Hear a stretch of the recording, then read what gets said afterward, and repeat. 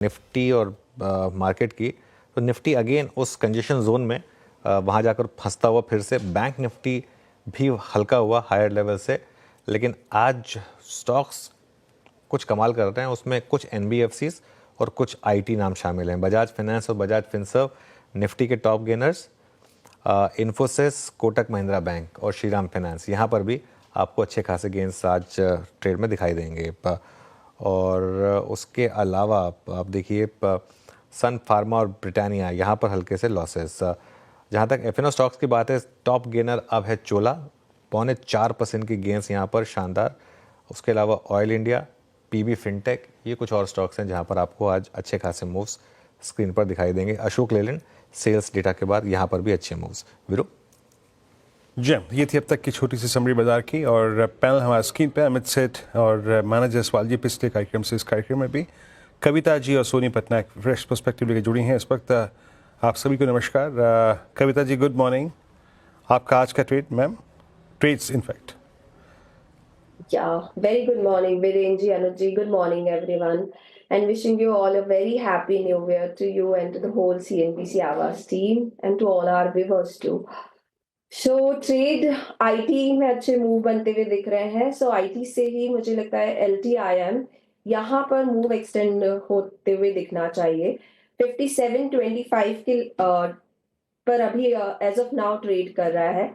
अगर ये अपने एवरेजेस को रिटेस्ट करने जाता है तो यहाँ एक रिस्क रिवॉर्ड फेवरेबल बनता हुआ दिख रहा है। 5850 के प्राइस टारगेट के लिए LTIM पर आप एक बाय ट्रेड ले सकते हैं। 5670 का स्टॉप लॉस मेंटेन करना चाहिए। अनदर मुझे लगता है LNT में अच्छे प्राइस एक्शन बनते हुए दिखे हैं। अपने 200 डेज मूविंग एवरेज एक अच्छे डिक्लाइन के बाद काउंटर में बाइंग इंटरेस्ट बनता हुआ दिख रहा है। तो एज ए स्विंग ट्रेड भी आप LNT को देख सकते हैं। और आज अगर इंट्राडे पर्सपेक्टिव से LNT को देखें तो 3640 के स्टॉप लॉस के साथ इसे अप्रोच करना चाहिए for the price target of 3740।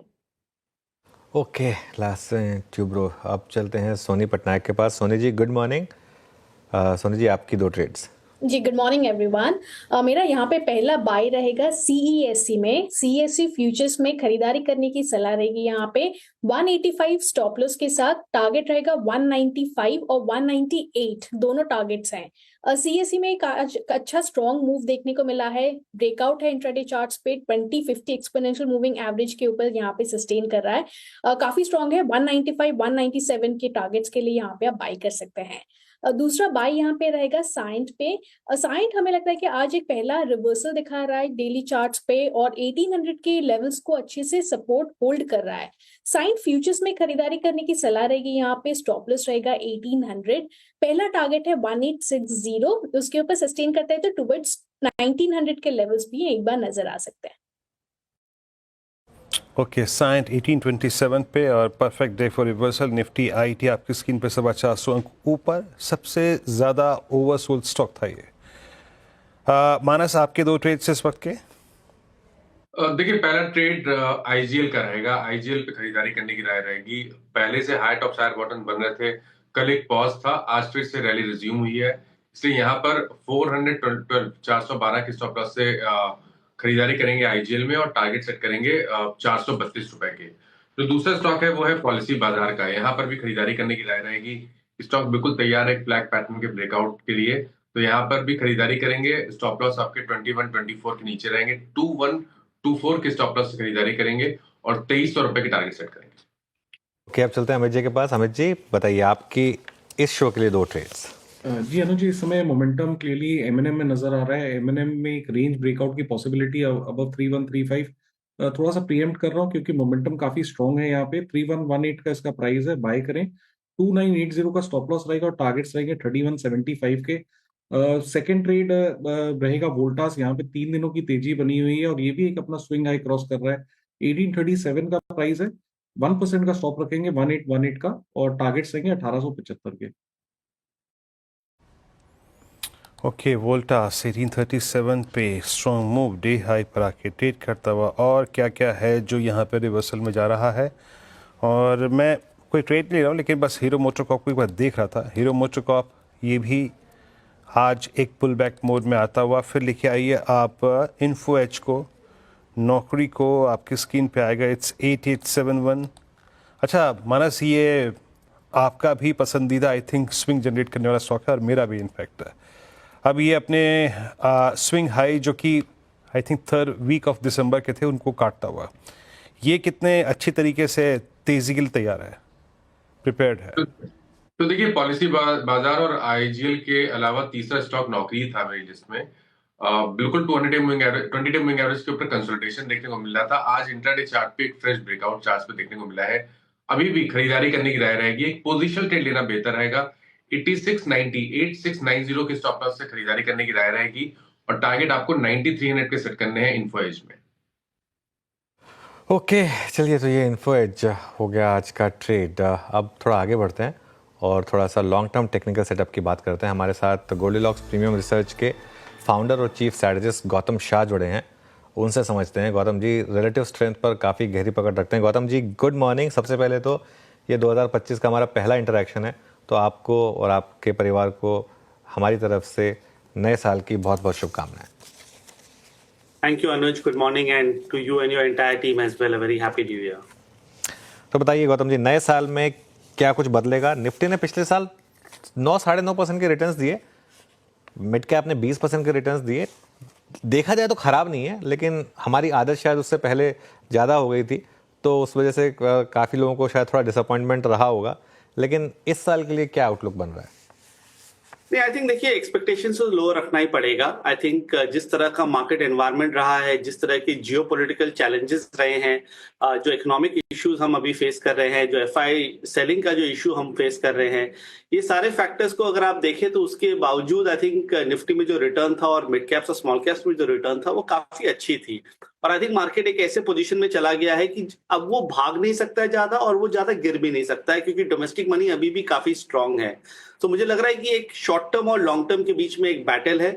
अगर आप लॉन्ग टर्म चार्ट्स को देखें और आप पूरा 2025 के बारे में बात करें तो I have no doubts in my mind कि ये मार्केट घूमेगा और ये धीरे धीरे लाइफ टाइम हाइस की ओर जाएगा। But that will take time. तो वो आप 12 से 15 महीने का टाइम फ्रेम दीजिए, क्योंकि जो मंथली चार्ट्स और क्वार्टरली चार्ट्स हैं वो अभी भी काफी अच्छे हैं। और मुझे लगता है कि ये जो पिछले 2-2.5 महीने का जो करेक्शन रहा है, it is very healthy for the entire bull market that started in March 2020। So that's one point. But अगर आप शॉर्ट टर्म देखेंगे तो आई थिंक चैलेंजेस काफी हैं, क्योंकि मार्केट में अभी कोई ट्रिगर नहीं है ज्यादा बढ़ने के लिए।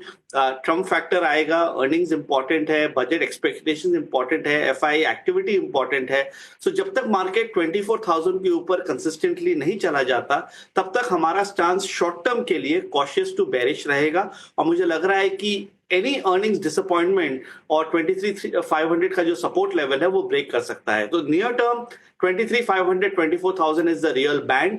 जिस तरफ भी ब्रेकआउट आएगा उस तरफ नेक्स्ट 1000 पॉइंट का मूव आ सकता है, और one should be a little cautious into the month of January. Okay चलिए, तो न्यू हाई तो लगेगा, लेकिन थोड़ा टाइम लगेगा उसमें। इसको क्या लीड करेगा? अगर बिग सेक्टर्स की बात की जाए तो क्या बैंक्स, आईटी, रिलायंस, क्या आपके हिसाब से ज़्यादा इस साल चलेगा? अनुज, मेरा मानना है कि पिछले 6 महीनों में हमने एक मूव देखा है, एक शिफ्ट देखा है ग्रोथ से वैल्यू में। सो आई थिंक सारे जो वैल्यू स्टॉक्स है वो ज्यादा अच्छे कर रहे हैं, और सारे जो ग्रोथ स्टॉक्स है उनमें काफी बड़ी हमने फॉल देखी, और सेलिंग प्रेशर अभी भी जारी है। I think Asian paints is the case in point, जो काफी डिबेट होता है। एवेन्यू सुपरमार्ट के बारे में काफी डिबेट होता है, हैवेल्स, पेडिलाइट, ये सब जो ग्रोथ स्टॉक्स है ये सब काफी अंडर परफॉर्म कर रहे हैं। और जो वैल्यू स्टॉक्स है वो मेरे हिसाब से 2025 में अच्छे करेंगे।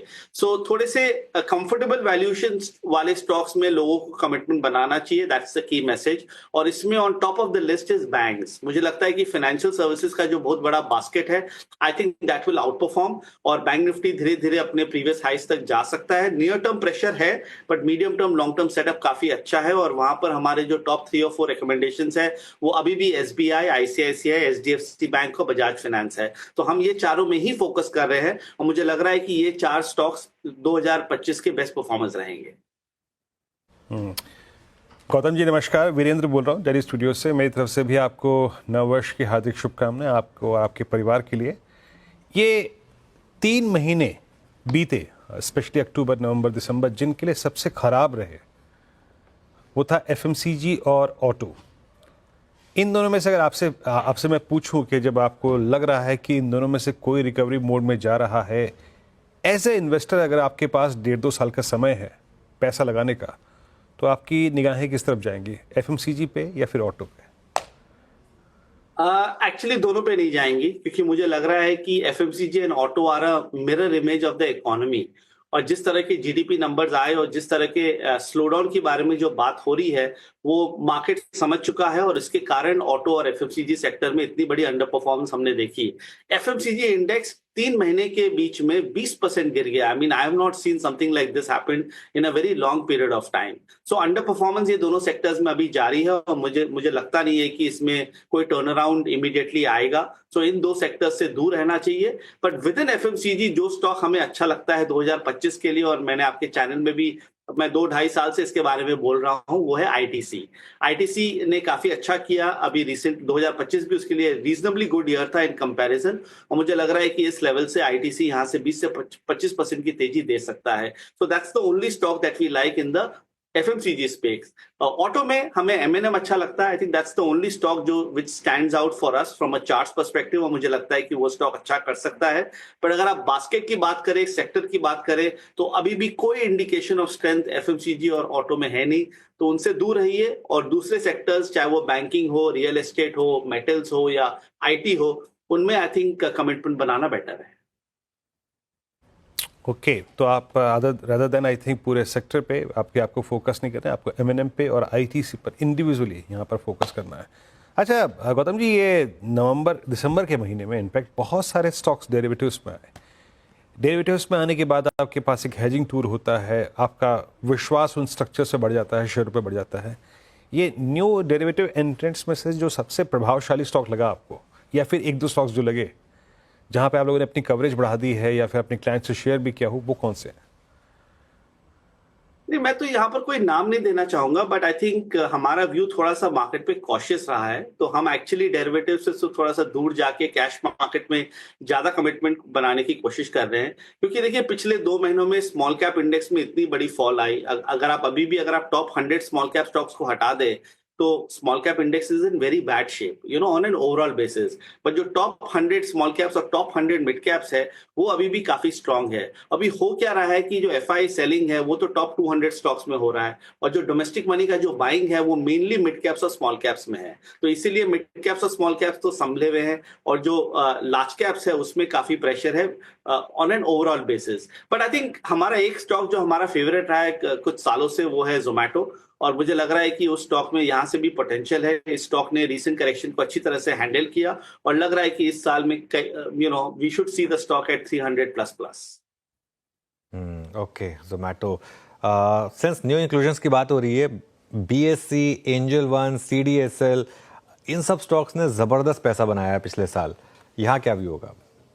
मेरे हिसाब से ये सब स्टॉक्स में अब अपॉर्चुनिटी नहीं है, because these are the stocks which were proxy to financial services, और मेरे हिसाब से वो सारे जो पॉजिटिव्स है they are already in the price. ये सारे स्टॉक्स में हमने पैराबोलिक मूव देखा, और लग रहा है कि अभी एक लंबे कंसोलिडेशन में चले जाएंगे। और जिस तरह का फाइनेंशियल मार्केट एनवायरनमेंट है, सेबी के जो मूव्स है, उसके कारण I don't think financial services a great play right now. But 2 stock है जो हमें अभी भी अच्छे लगते हैं। एक तो है CAMS. I think computer aided management is a very direct proxy to financial services, तो मुझे लग रहा है कि ये स्टॉक अच्छा करना चाहिए। और CDSL is a great proxy to financial services, ये हमें डेफिनेटली अच्छा लगता है। But broking, wealth management, exchanges वाले जो स्टॉक्स है, आई थिंक मेरा फोकस वहां पर नहीं है, और मुझे लगता नहीं कि वहां पर कुछ बड़ी रिटर्न बनेगी।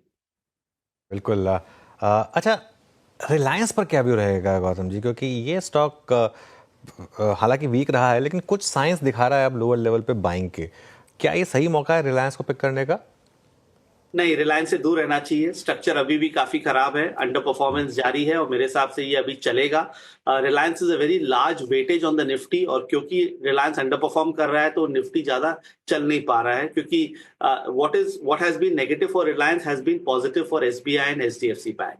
बट अभी भी चार्ट स्ट्रक्चर काफी खराब है, और मुझे लगता है कि रिलायंस धीरे धीरे 1100-1110 की तरफ जा सकता है, तो यहाँ से और 10% की फॉल आ सकती है, और इस मार्केट में आप अंडर परफॉर्मेंस को नहीं छुए। आई थिंक दैट्स वन की मैसेज। जो स्टॉक्स आउट परफॉर्म कर रहे हैं, जिसकी प्राइस एक्शन अच्छी है, जो निफ्टी के साथ चल रहे हैं, उन स्टॉक्स और उन सेक्टर्स में रहिए, instead of buying the dip, buying under performers and buying stocks that have not done well. Okay, अच्छा गौतम, अभी मेरे एफएमसीजी और ऑटो के संदर्भ में पूछा गया प्रश्न के एवज में आपने एक जो बात कही ना, बहुत सही थी कि प्रॉक्सी ऑफ इकोनॉमी पे आपके, क्योंकि अभी कन्विक्शन नहीं है। एक केस और, मैं कैपिटल गुड्स पे आपका व्यू चाहूँगा। अनवाइंडिंग बहुत थी सीरियस, शॉर्टिंग भी विजिबल है, बड़े एवरेजेस टूट चुके हैं, और कैपेक्स के नंबर्स में जो स्लो डाउन है उसके मद्देनज़र क्या सेम आउटलुक आपका कैपिटल गुड्स पे भी है? हाँ जी, सेम आउटलुक कैपिटल गुड्स का है। देखिए, लोग ये सब सारे सेक्टर्स को पिछले 3-6 महीने के परफॉर्मेंस के हिसाब से जज करते हैं, पर मैं हमेशा ये कहता हूं कि पिछले अगर आप 2 साल की परफॉर्मेंस देखेंगे तो ऑटो में और कैपिटल गुड्स में इतनी बड़ी तेजी आई। इंडेक्स 3x हो गया 2-2.5 साल के टाइम फ्रेम में। सो इतनी बड़ी तेजी थी कि एक लॉन्ग पीरियड ऑफ कंसोलिडेशन बनता था। Capital goods, no doubt, is a proxy to the industry story, but most of the positives are already in the price. So अगले 2 साल की earnings मेरे हिसाब से आज के प्राइस में ऑलरेडी हैं. So I don't think there are any major tailwinds for the sector at this point of time, और इसीलिए दूर रहना चाहिए. ऐसा नहीं है कि ये सब कंपनीज खराब है. It is just that they need a lot more consolidation before they can come back, and that's the reason हमारा फोकस अभी banking, IT, pharma, real estate में है, और मुझे लगता है कि वहां पर अच्छी रिटर्न्स इस साल बननी चाहिए. गौतम जी, बहुत बहुत शुक्रिया आज हमारे साथ जुड़ने के लिए और हमसे इन सब टॉपिक्स पर बात करने के लिए. एक बार फिर से आपको नए साल की बहुत बहुत शुभकामनाएं.